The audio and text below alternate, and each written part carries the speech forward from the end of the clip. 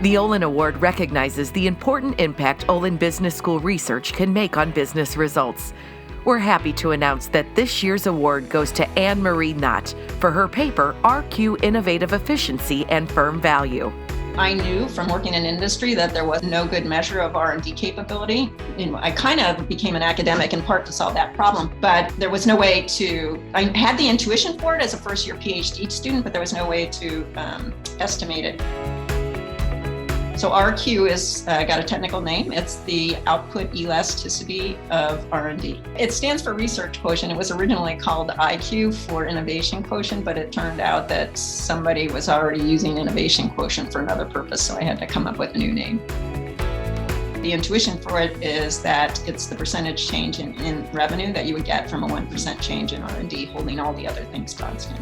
But what's happening is they're adopting practices without knowing whether those practices are effective or not, and they also have no good way of knowing how much they should be spending on R&D.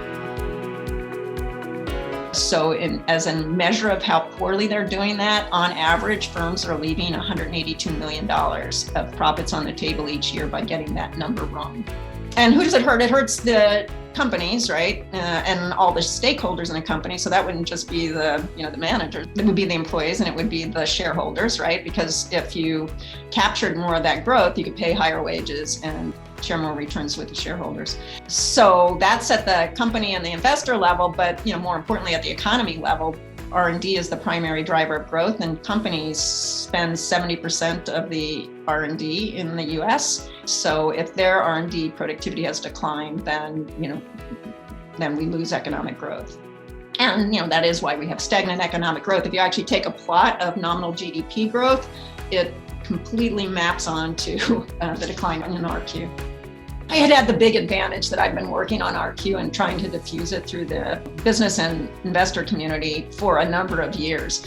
And so I now, when I write my academic work, I have in mind how I'm going to translate that into the communities who actually use this. This is a professional field. So if we're writing papers that can't make their way into the professional community, then we're kind of not doing our jobs. It's about how the research makes it into the business community. And I view what I'm working on to be really important to companies, to investors, and to the economy. So any opportunity to get in front of those groups is tremendous.